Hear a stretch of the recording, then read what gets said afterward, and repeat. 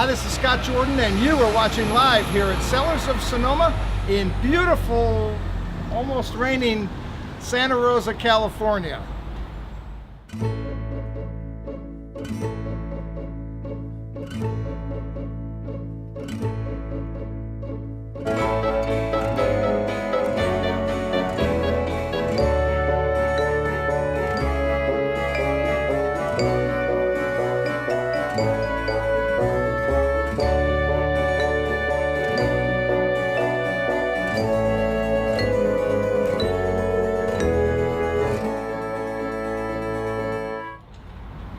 And welcome everybody to TV Tuesday Live. This is the show where we taste wine, we talk about wine, and tonight I've got Jeff James in the house, James Family Cellars. Jeff, welcome to TV Tuesday Live. Thanks, Scott. Glad to be here. Yeah, we are daring the weather.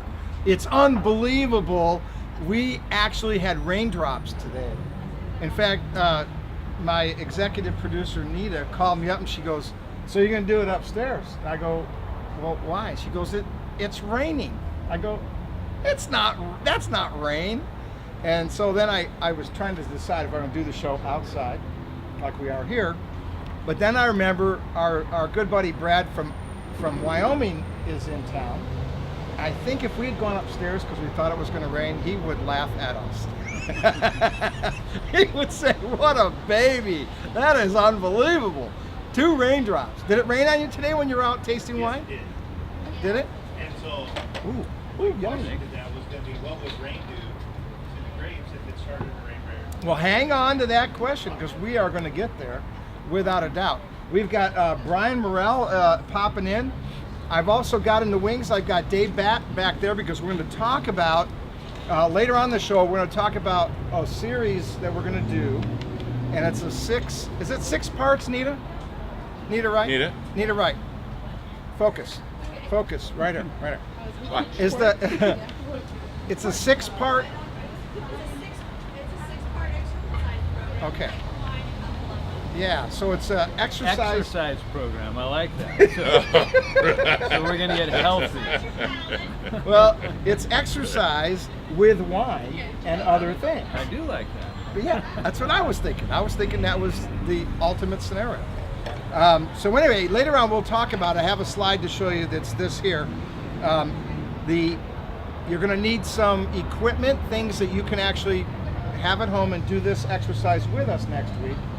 And it includes milk, which is interesting. And so we will explain what that is all about. So don't let me forget. We got Dave Batt that'll talk about what we're going to do. And it's a 6-part series, and you'll be able to do it from home. And I even picked some wines that if you don't have our exact wines, you can get something similar. Oh, great. And so what you can do is make a party out of it, is what I was getting to, where you bring over, half a dozen of your friends, and you guys sit live with us and go through the exercise. That is how my teenager has a party. He gets a bunch of kids and some milk, and they just have a party. And cookies. Milk and cookies. Well, we're not going to do milk or cookies today. I already had my cookie for the day. So we're going to go through the James Family wines, and then we've got a little library surprise that we haven't had our head around for quite a while. And you've got the very last bottles of that wine. The last bottles in the world. Yep. I have. That Brad's over there. Well, they'll be gone tonight, so those of you tuning in, you've missed it already. So I'm going to pour your first wine, but while I do, first of all, tell us about this kind of freaky, this is weird weather. I've lived here since 1977. I cannot remember an August that looked like this. Right, and this is not good. we did get a little rain this morning, just a few drops, nothing that caused any damage, but staying covered with clouds and kind of muggy like this is not good for the grapes. So, and of course, checking the forecast, and this is supposed to blow out by midday tomorrow, and we'll be back to more normal weather. More normal weather, which is sunshine. Yeah. Now, on your property, you're growing Pinot Noir, but Schramsberg uses some of that for their sparkling program, which means that they would harvest sooner. Right. So Where are probably they? They're pretty close, ain't they? Yeah. we usually pick right around September 1st for them, and that's on the late end of the sparkling wine grapes for Sonoma County. But our place is so cool with the wind and the fog that we're slower ripening, and that's why our wines taste so great, I think. But also it kind of makes us fit in well with Schramsberg's routine, because they can only harvest or only run so many tons through their winery each day, and so they like us being towards the end of the program. And so we're right on schedule for picking right about the usual time for them, around the 1st of September, and then for our wine about the 1st of October. Excellent. Well, I've been, on both sides of the valley, and man, I'm seeing some getting with the program. I mean, it is amazing. Yeah, it's fun out there. It really is. And talking to a lot of the different winemakers, some of them are starting to pick right now, especially down toward the southern part, Central Coast. Yeah. So, which is great. And we'll see on Saturday when everybody's out to our place for the Lobster Lunch. We'll do a vineyard tour, and we'll see. Right now, I'm probably about 85% through veraison. Oh, okay. And so we'll still have, by Saturday, some grapes that haven't changed. Which is kind of cool, though. It looks, from our perspective. Yeah. Well, I think it's fun for people to be able to walk through the vineyard and see that transition. I mean, we'll have a cluster of grapes where some of them are still green and some of them are turned purple, and that's all part of the process and part of what I love so much about farming. Now, this wine that we've got here is the 2012. And in our new wine menu, which I don't know if you saw the new wine menu, and it's working really well. That's our third wine in, and it's Russian River fruit now because the appellations changed, which we've talked about. So tell us the style. That's always the question. What kind of style? So how was this produced, and what kind of style do you think we've got? Sure. Well, first of all, in regards to our Chardonnay, our consultant winemaker is Terry Adams, and he was the winemaker at Sonoma Coast for 25 plus years. Wow. He retired from them a few years back, and now he consults for a couple of small wineries like us, so he knows his Chardonnay. And they also, fortunately for us, Sonoma Coast has a nice Pinot Noir program as well. So Terry is an old pro. He's been through it all, and he knows everything there is to know about these two grapes. So what we told Terry when we made our first vintage of Chardonnay is that we wanted a style that would sit well by itself as a sipping wine, but also one that's going to be very food friendly. And just like all of our wines, we want balance. We want a wine that's not going to offend anybody's palate, but more importantly, is going to let the grapes shine through. And that's, as a grape grower, we're always trying to make sure that the hard work that the farmer does can show up in the glass, and you really get to appreciate that. So the style here, we do have some oak, but we're not over oaked. We use about 25% of new French oak barrels on this Chardonnay, and 75% of neutral French oak barrels. So that lends us some of the body and mouthfeel and structure that we want from oak, and some of the flavors, but the oak flavors don't overpower the grape, what the grapes are giving us. And how long are you leaving them in oak? About nine months. Okay. Yeah, we try to get. And 100% malolactic? Well, partial malolactic, and typically, and here again, we want this to be balanced enough so that it's not being overpowered by that buttery unctuousness that you can get from malolactic fermentation. Now, you say balance. Balance can mean a lot of things to a lot of different people. And are you talking a balance between the oak and the non-oak, or the oak and the malolactic? Or are you talking about balance between the acids and the alcohol? All of those, really. Yeah, and that. So the balance that I think makes our wines so great by themselves or with food really does come back to that acid backbone. Got to have that nice structure so that if you're sipping this by itself, it's going to be satisfying. But if you're eating this with some cheese or with some lobster, like Yeah. we're going to be doing on Saturday, Yahoo. it's got the acid and the backbone to kind of go.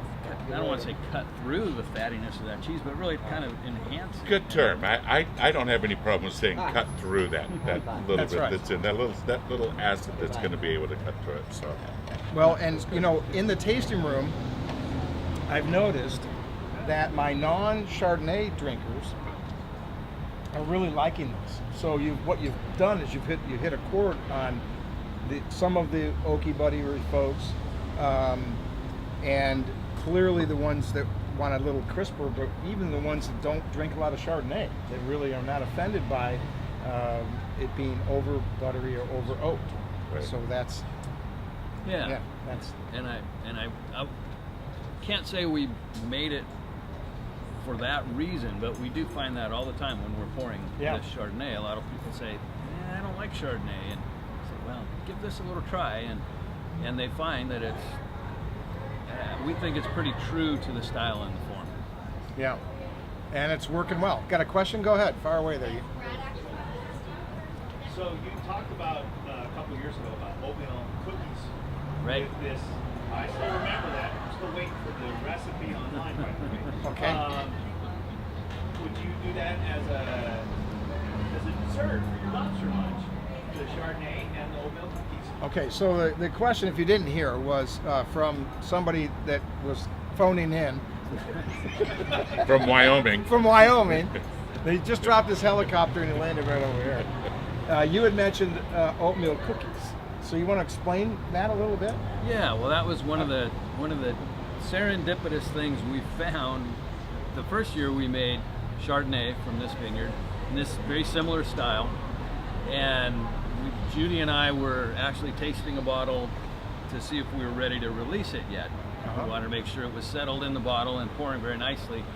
So we were doing that while our youngest was making a batch of oatmeal raisin cookies in the oven, and I had never even considered a pairing of Chardonnay and oatmeal raisin cookies.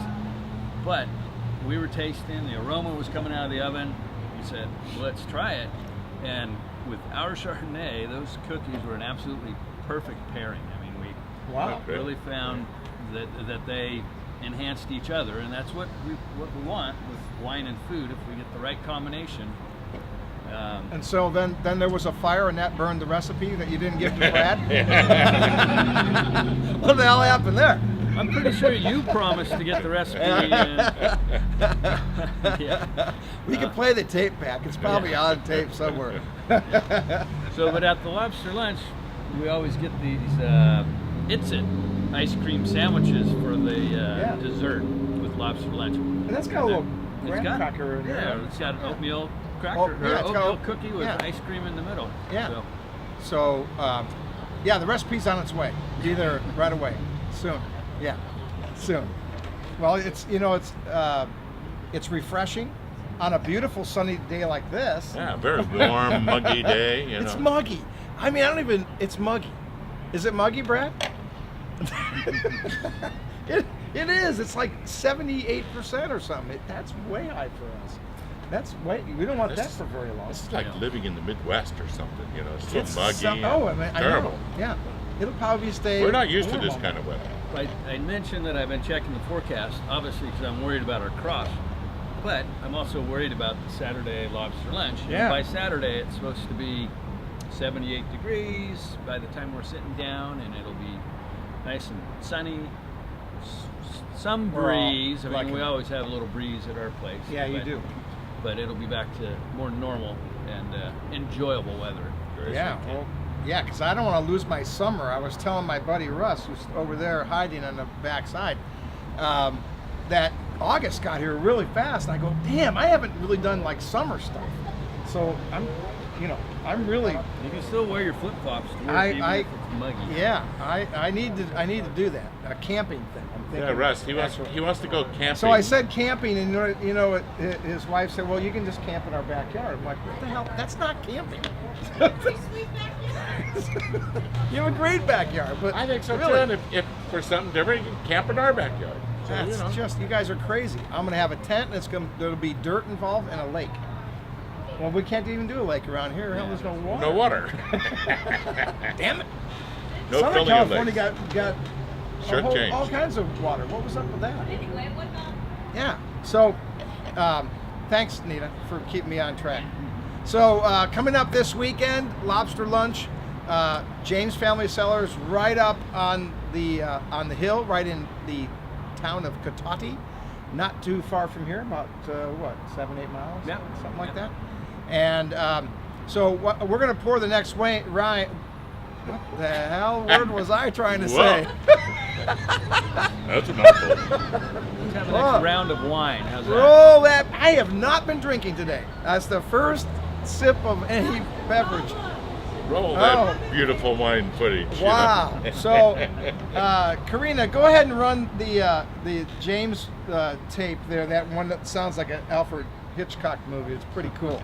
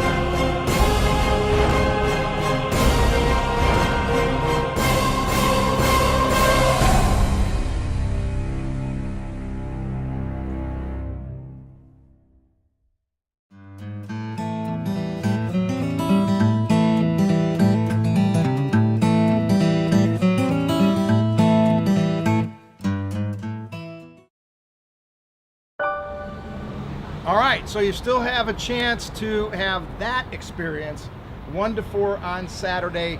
Tickets are $95, and just give us a call and we'll get you plugged in, and it'll be a cool day. Yeah. It's gonna be very We fun. always have a wonderful time. Yeah. Everybody, a lot of people show up to this thing that don't know each other at the beginning, but by the time we have our vineyard tour, a few glasses of wine, a wonderful meal, and we all sit family style in big long tables.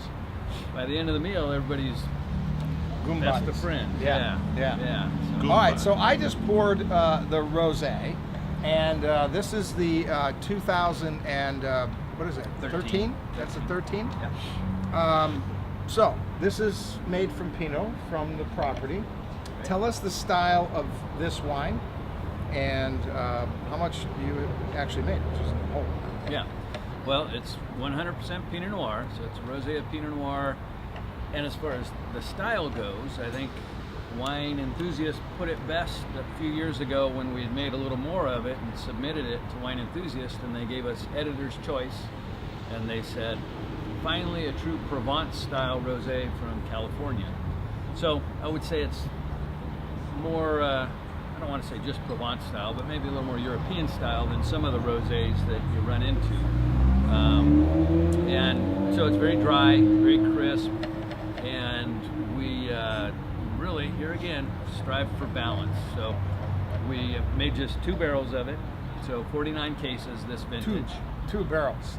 So there's not much left, and I No. can tell you from experience, after Saturday's Lobster Lunch, there will be even less left. Yeah, because they'll just it's a big, it's a perfect outdoors, summertime, sipping and dining wine. And it'll go beautifully with the meal that's planned for Saturday. Very light in color, you'll notice.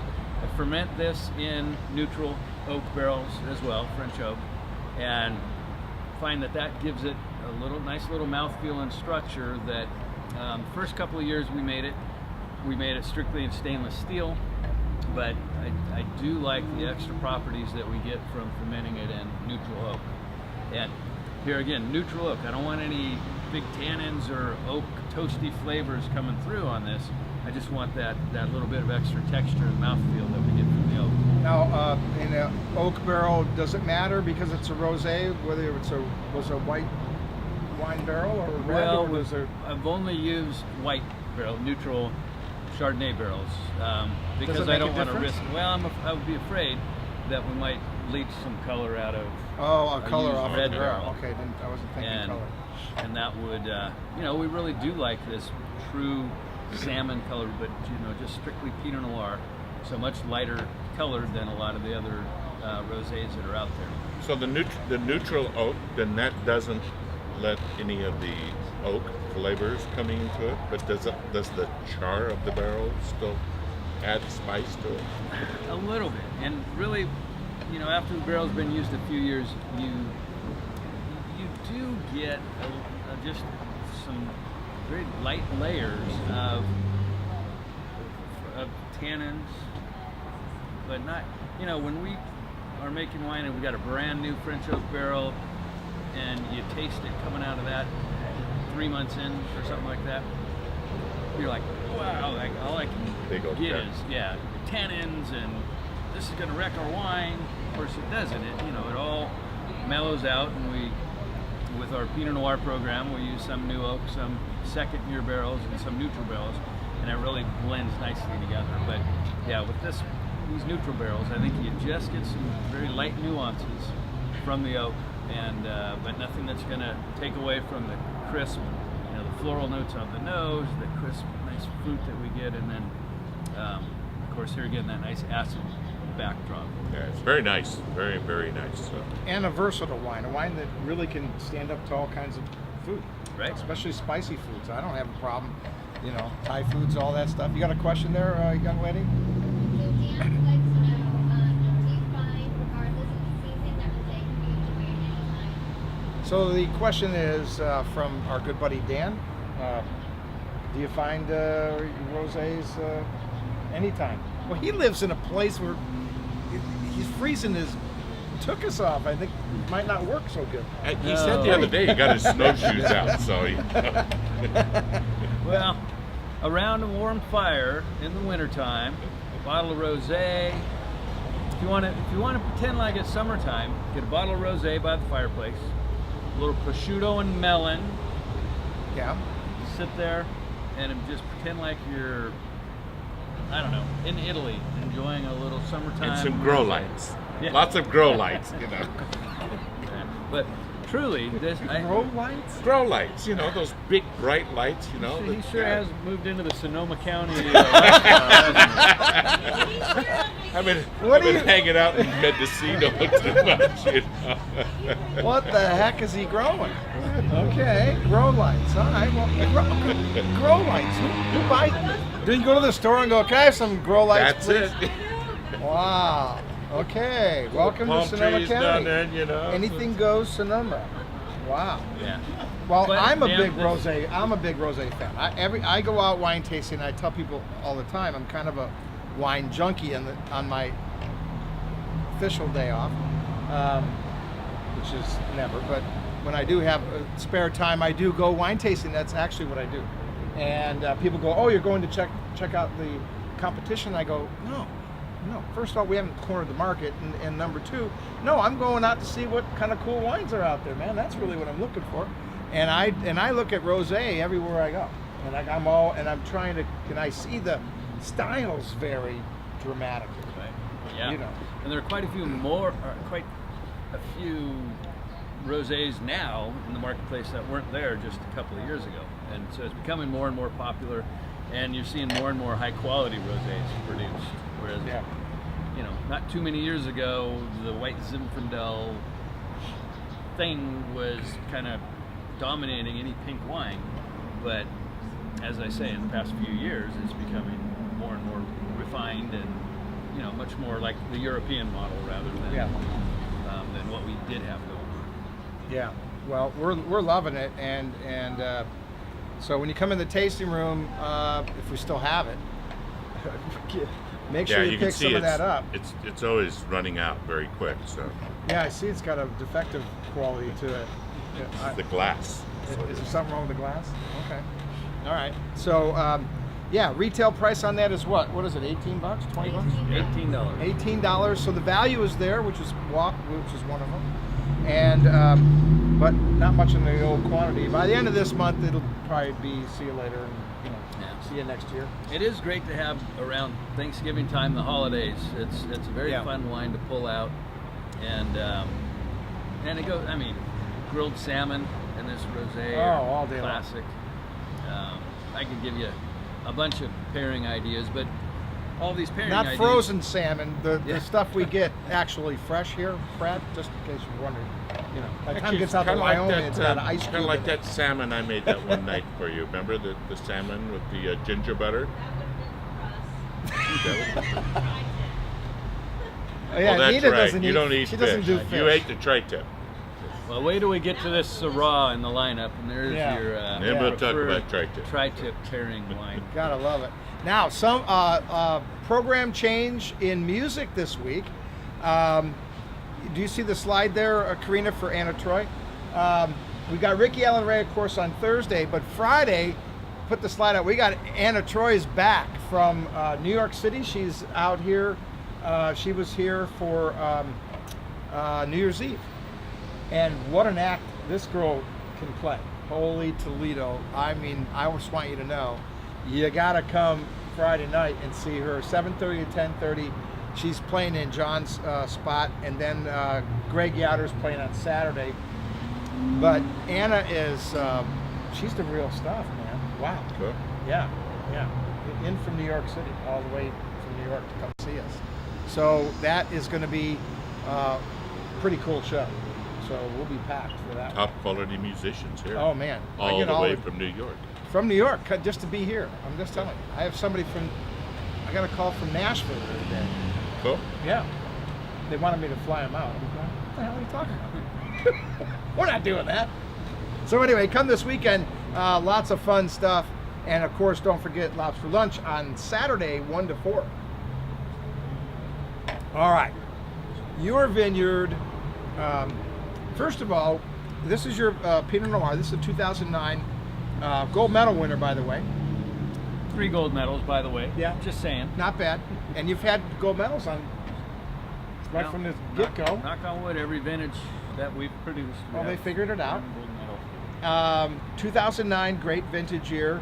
So tell them about your vineyard when you started growing, and your production on it, and how many acres and all that wine geek stuff. Sure. Well, we planted our Stony Point vineyard about 17 years ago, and planted initially 2 different clones on our hillside, and then about 7-8 years ago we planted another little over an acre with a 3rd clone, and we sell most of our fruit, as you mentioned earlier. We keep back the best of our fruit for our wine, and we this vintage 09 we made about 450 cases of our Pinot Noir, and that's kind of our total production each year is maybe about 800 cases. Some years a little more, some years a little less. You know, and you throw in the big whopping 49 cases of rosé. Oh yeah, don't forget that. That'll take it over the top. So we are absolutely a very small producer, and we think that allows us to continue to really focus on quality. And I think here with this 09, that's earned 3 gold medals, as I mentioned, I think that shines through, and it's pouring beautifully now. I like the bottle age on it, and it's holding up very well. Yeah, beautiful Pairing nose. ideas with this, grilled pork tenderloin, duck. I mean, this is a classic Thanksgiving wine. With Yeah, your- no doubt. Lamb, I can go with lamb Yeah. with that all day. Yeah, this I find that it'll go with just about anything. It can go with some of your subtle foods, but it'll also stand up to some of your more striking grilled meats and whatnot. So I've had this with ribeye, and it stands up with it perfectly. It really does.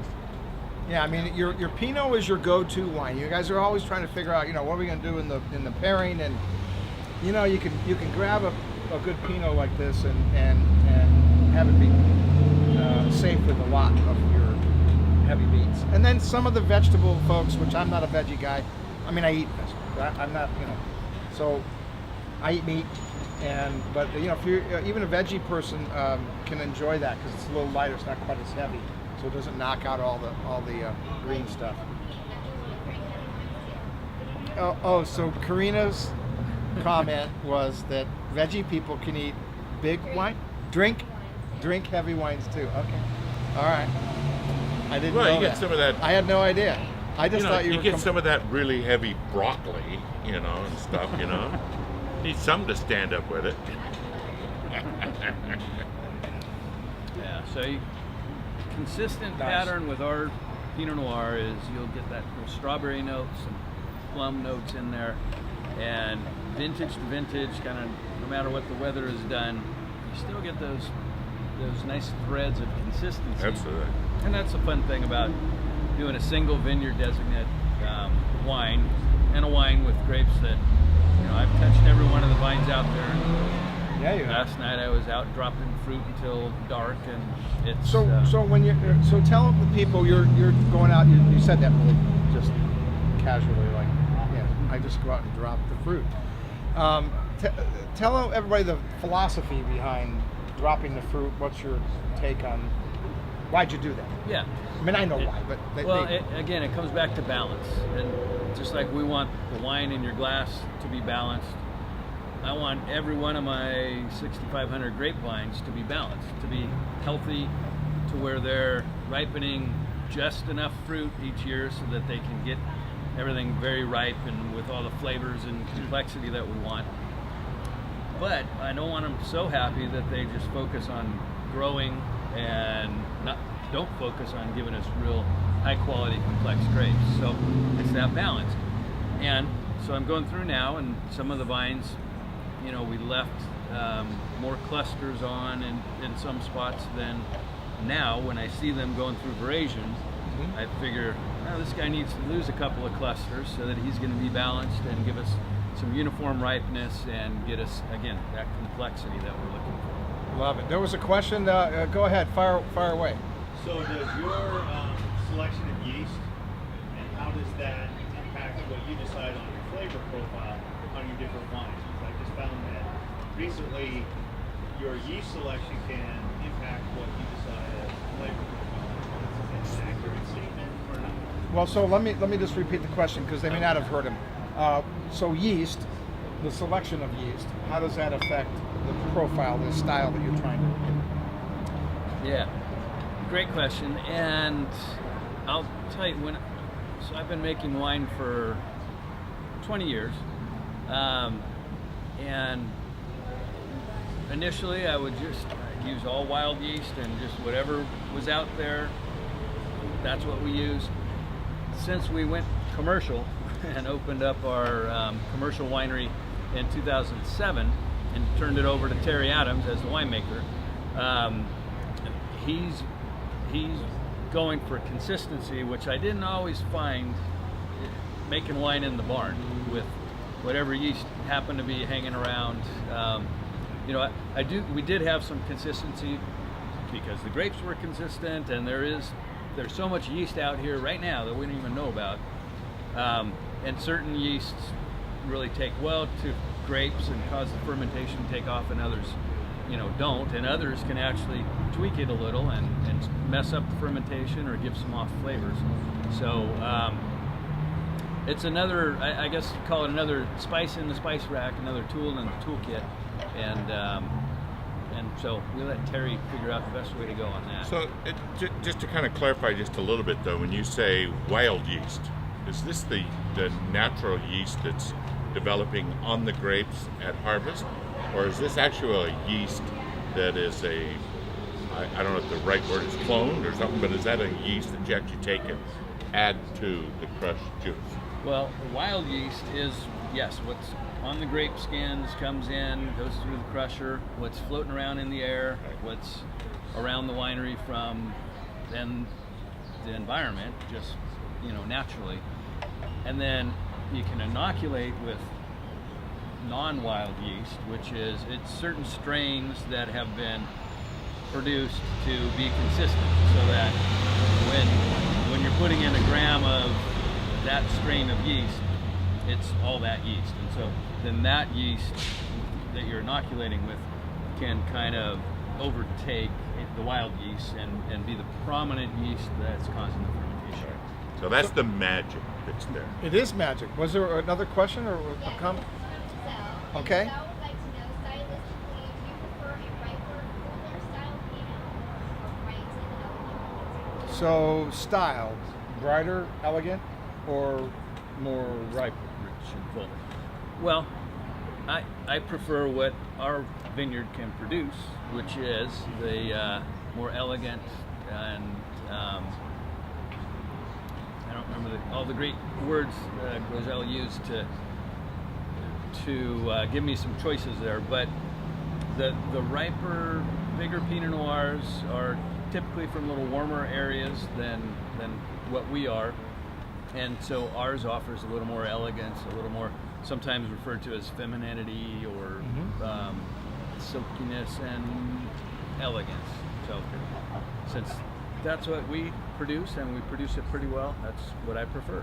Yeah, you produce it damn well, I'll tell you right now.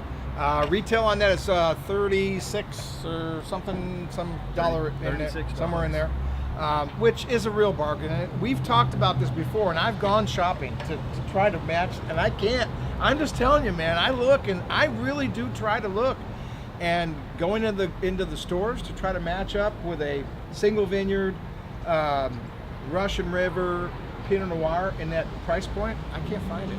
Sorry, I just don't. It's not there, man. It's not there. And I've said this before, I wish we could raise the price because it'd be nice to worthy. make some money for a change. yeah, but you know, all in good time. All in good get time. there. As long as it doesn't rain tomorrow. Yeah. No. This is the weirdest. It's so humid, I can't stand it. Brad's. The only reason that we have any weather issue is because Brad's visiting from Wyoming, and he brought this crazy nonsense that we don't know how to deal with. You know, But you can see some thinning skies. there in is there. a thinning of the sky. Yeah, little bit. yeah, I like that. Tomorrow will be great. All right, so let me talk about something that we're going to do next week. Hey, Dave, why don't you come up here and let's talk about what we're going to do next week. And maybe what we'll do Have a seat. is plug you in on one of the steps of the 6-step thing that we're going to do. I keep calling it a thing. This is a wine Exercise program. an exercise program. It's a wine tasting exercise, and we're doing part 1 next week. That's on the 12th. That's at 6 o'clock, a new time for us, 6 o'clock to 7. Oh wait, no, it's the same time. It's it's called a wine tasting workout, and what we're going to do is we're going to talk about what defines body in a wine. We're going to talk about how does body affect the pairing. So that's part of it. Sure. And then, so they call this first section the body. But here's what you're going to need. So go ahead and put that up on the screen, Karina. You're going to need 4 glasses of a 1/4 cup each of skim milk, 2% milk, whole milk, and heavy cream. Now, where Welcome are to we going? Wisconsin, I think. Somewhere in Wisconsin. I love Happy that. cows, happy cows. I love that. And now, the milk relates to the wines. Right. Right? Yeah. And it's about, because I haven't done the exercise yet, so I'm doing it with you guys like you're going to do I it. hope you're not lactose intolerant. No, No, that won't no. work. I did have some milk. I did have some milk yesterday for the first time in a long time. And It's about learning how to recognize the boldness of the body. yeah, to understand the body and the boldness in the wine. Comparison. So here's what we picked in wines that we're gonna taste, along with, I'm assuming along with the milk. So I don't know the complete exercise.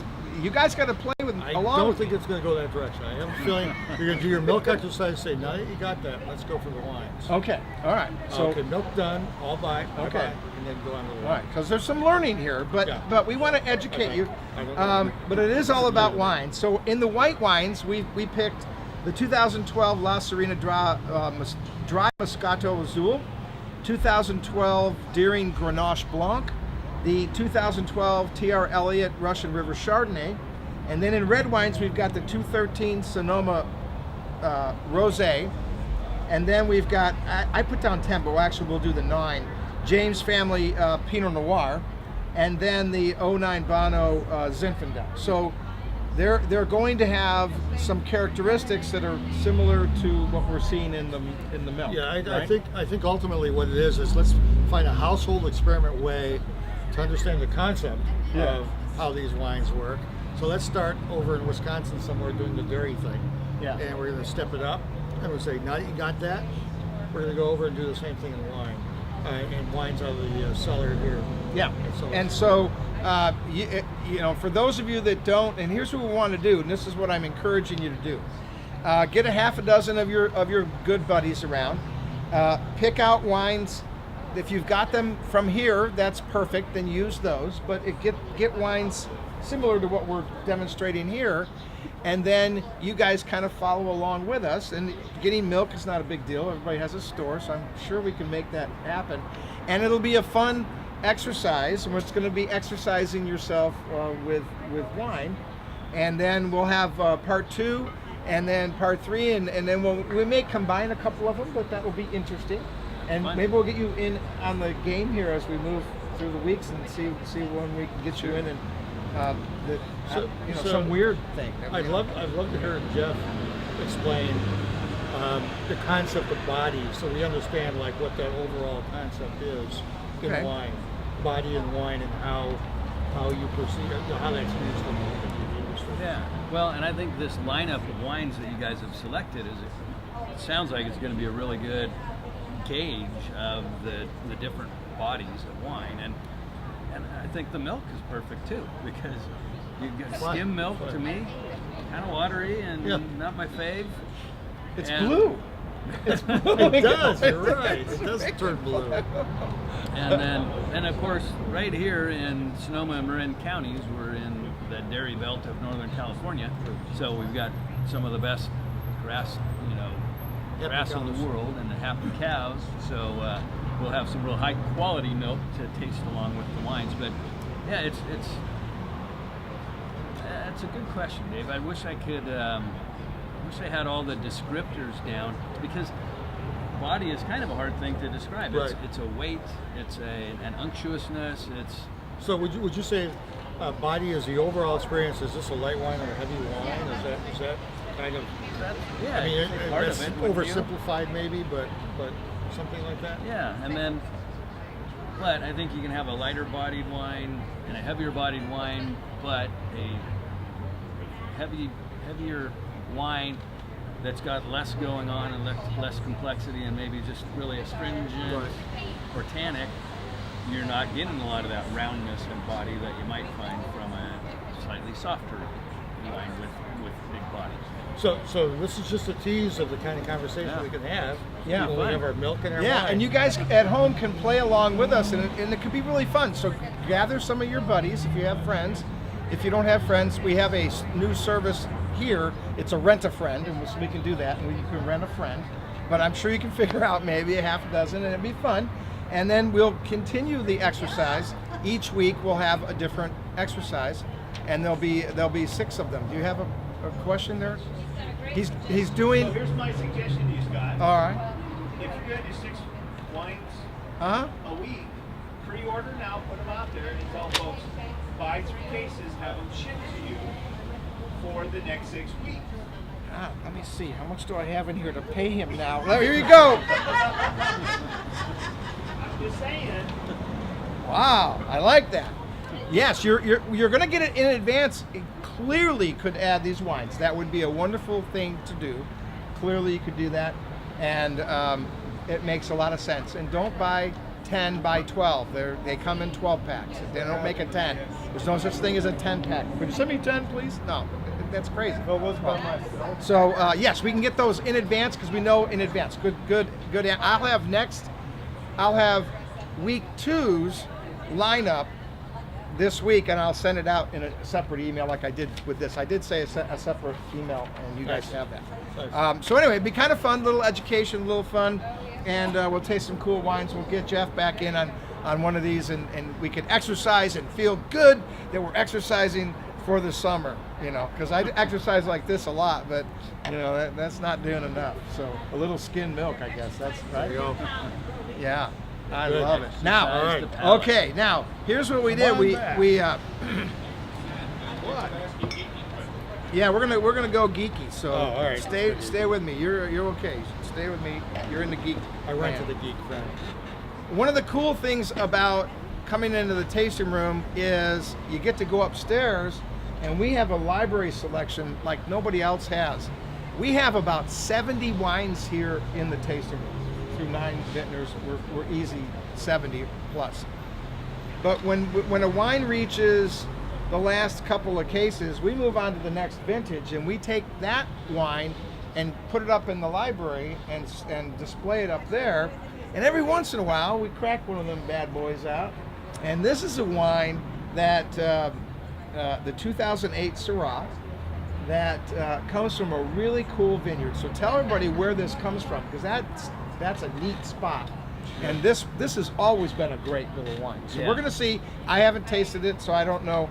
But if color's an indication of quality and taste, I like the color so far. So Well, tell and us what we got. And in if the history is Syrah. an indication, which it has been, this wine has been absolutely delicious from when we first bottled it. It's from the Mounts Vineyard in the Dry Creek Valley, and we made, I think I made 4 barrels of this 08 vintage Syrah. And I haven't tasted it since the last time we were here, and we did, I think it was for your wine club pickup party, we did a library tasting. Yeah, I think we did. Yeah. Because I've got literally 2 bottles in my cellar that I'm holding on tight to because it's so darn good. So let's tell see. us the way you produced it. What was the Well, how'd you produce it? yeah, so for The the oak program. Syrah, we used some Hungarian oak and American oak. Okay. Eastern European oak, which is a less expensive barrel than a French oak barrel, and but with a lot of similar characteristics. And with the Syrah, we cold soaked and just tried to, and you can see on the color, really tried to extract as much color and density as we could.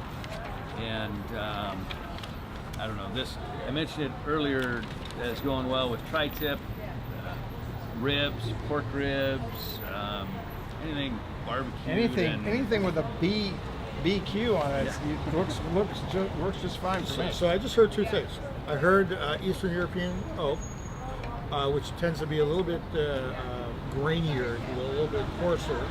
When it's coarser, you end up with a lot more extraction of that character, which translates to smoothness in the wine, number 1. Number 2 is I heard cold soak.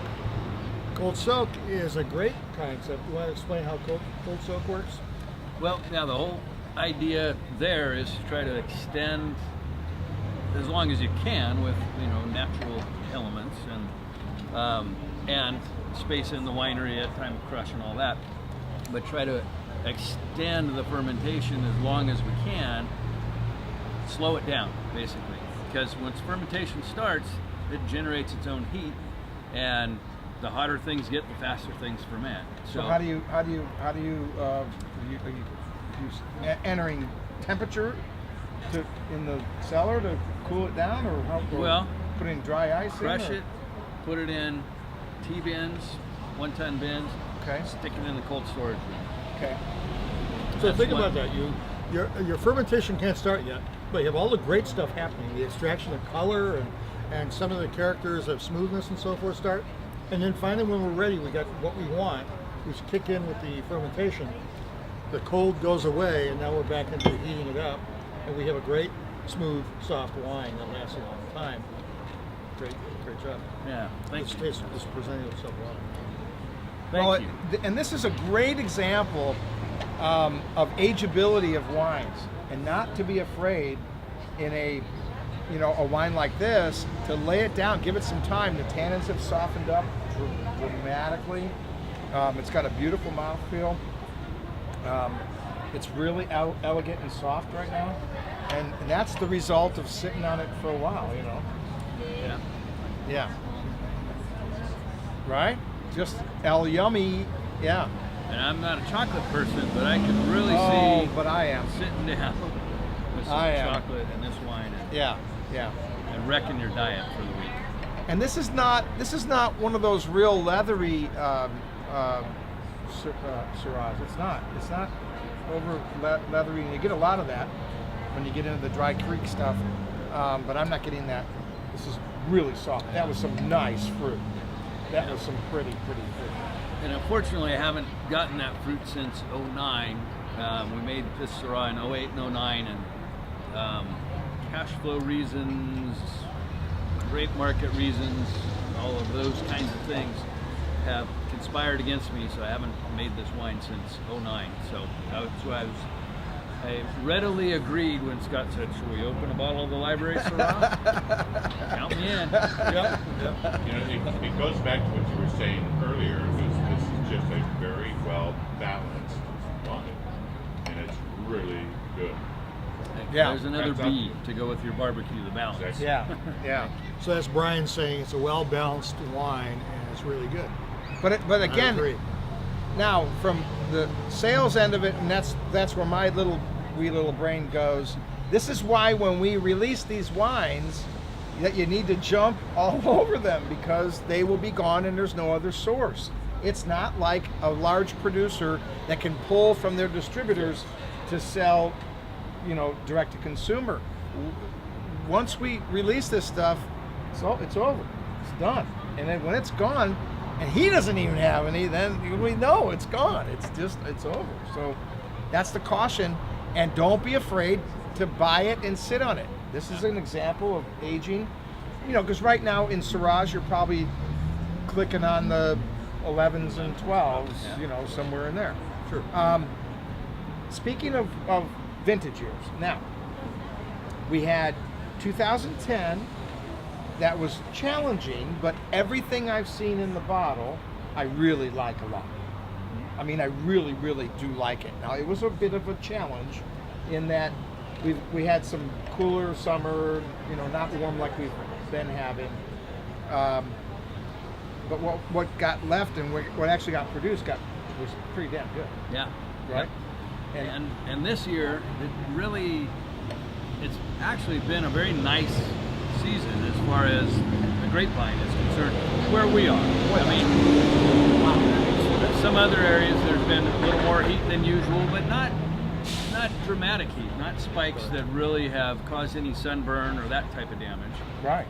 The humidity and moisture, these freaky little things like we're seeing right now, so far, have been followed up by some nice warm weather, some windy weather, and it's kept things pretty clean. Where we are, it's really been another ideal. This is the third year in a row where we haven't really had much frost pressure in the springtime. No. We had just a little bit of rain at fruit set, Right. and so we lost a little bit of tonnage that way, but it's been really mild and moderate, so things have been ripening up just slow and steady. We keep hearing about the season being a little earlier this year than usual.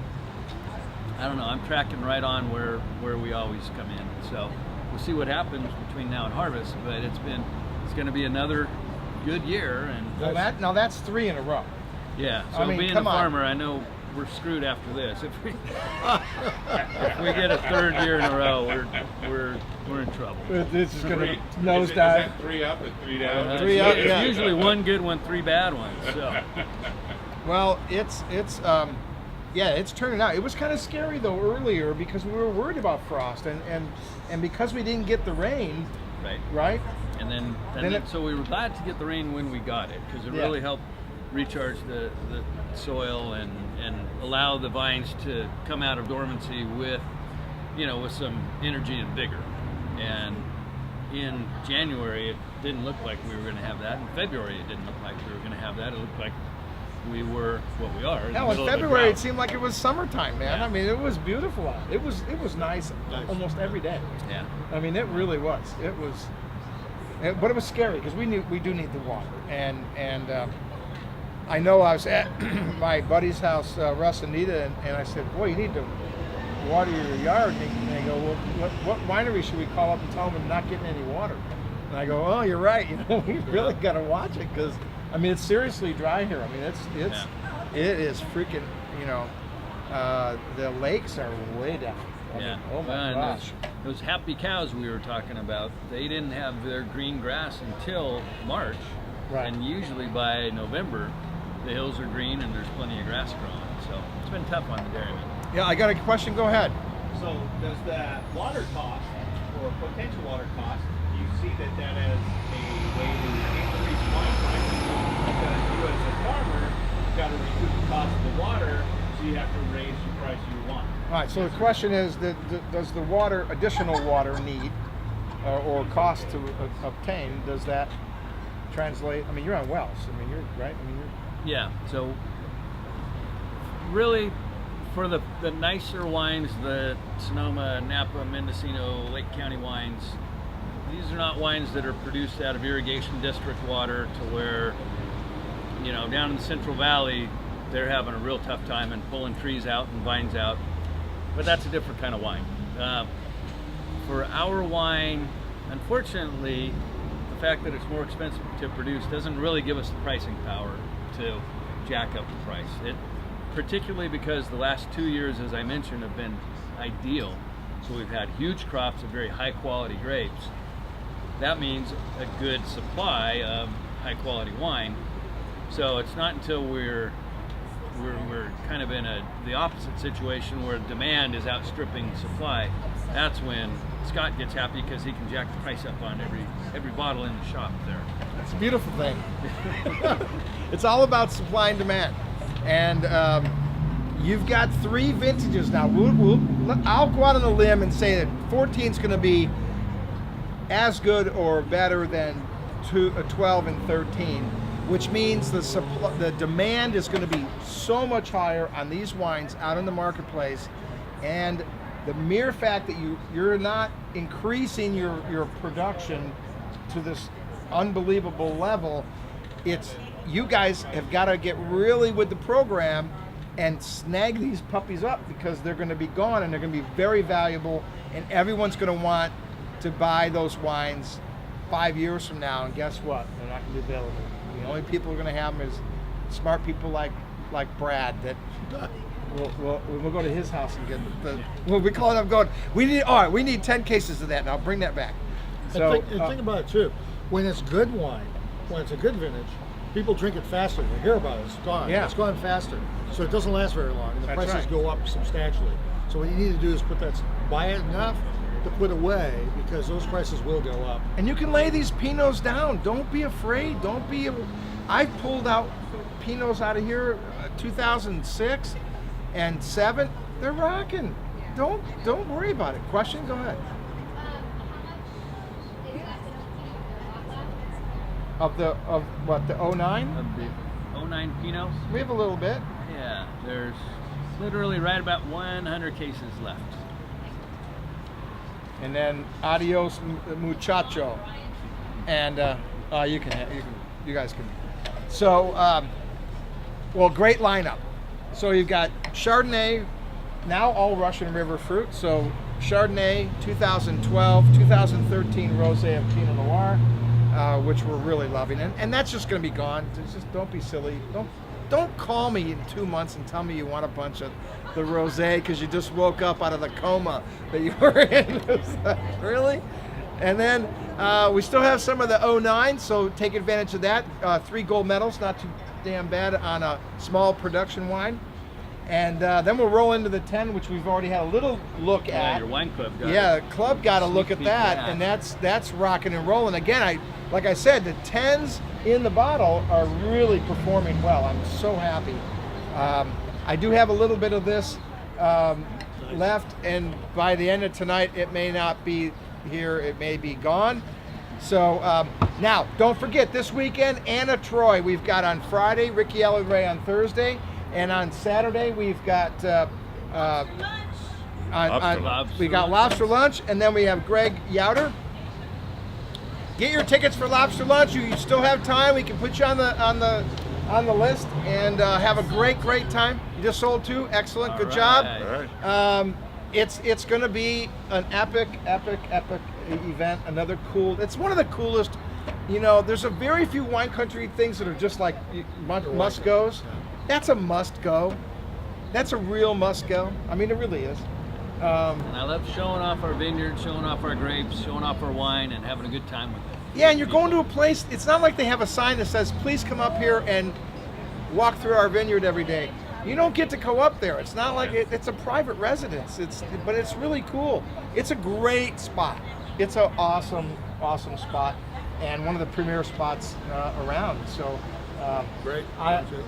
it's good to see you Thank back you. with us there, Thank you. Brian. And Dave, thank you for the education. Next week, we're going to do this exercise with wine. It's all about body, and we're going to Milk it for all it's worth. Wah, wah. And then, Jeff, thank you very much for coming in. Always a treat. Thank you for sharing this beautiful library wine, which will probably be gone tonight. I looked at. So thanks a lot for everybody for tuning in. And this is where you discover wine, one sip at a time, here at Cellars of Sonoma. Thanks for tuning in, everybody. We'll see you next week. It's raining. Oh.